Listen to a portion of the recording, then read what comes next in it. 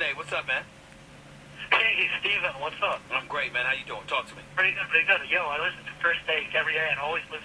Well, I'm not on first take every day. I can't take Skip Bayless that much, but go ahead.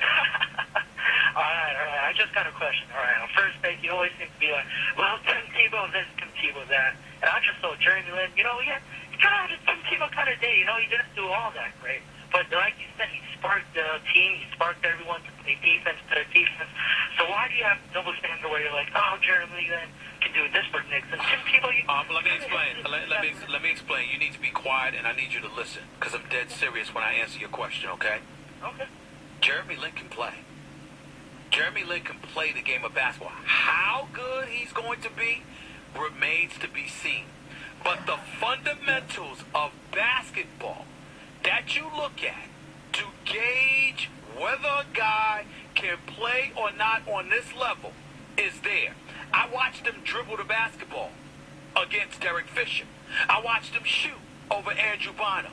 I watched him drive to the lane past Kobe Bryant, past Pau Gasol, past Andrew Bynum. I watched him throw bounce passes. I watched him throw alley-oops. Now, how good is he going to be? We don't know. But clearly, he can play the game of basketball at the point guard slot. I watched him tonight dribbling the ball like a little bunny rabbit against J.J. Barea. Spin moves, crossovers, cutting through the basket, things of this nature against a quick little, a Duracell battery like a J.J. Barea.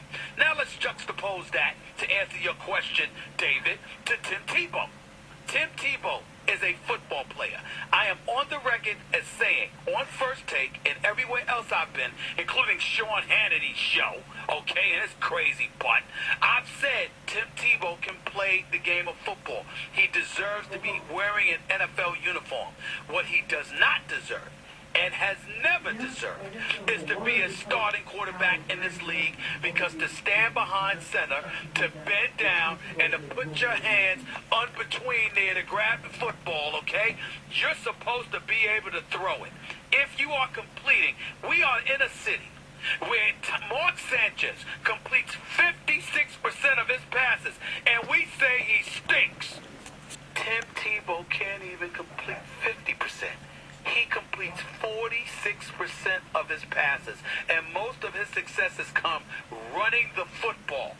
He stinks as a passer, not as a player, not as an athlete, but as somebody whose job is to pass the football. He stinks. Jeremy Lin can play. Did I explain the difference?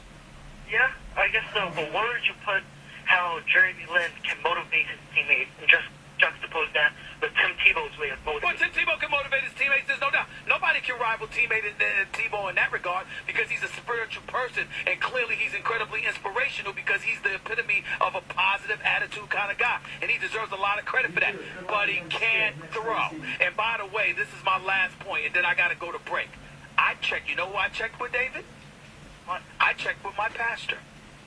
I asked my pastor, Pastor A.R. Bernard at the Christian Cultural Center in Brooklyn, New York on Flatbush Avenue. I asked him, I said, am I being sinful by pointing out that Tim Tebow can't throw the football? Because he's a very religious guy, and I don't want to be seen as blasphemous or sacrilegious for calling a spade a spade. And you know what he said? If he can't throw the football, that's your job. As long as it's not personal. I said it's not personal, Pastor. He can't throw the football. And I said it to my pastor while he was in church. So I have no reason to feel guilty, because I have been okay to point out the reality that Tim Tebow can't throw the football. Period. David, have a nice day. Stephen A. Smith in the house, 800-919-3776, Knicks post-game show. Back with more of your calls in a minute.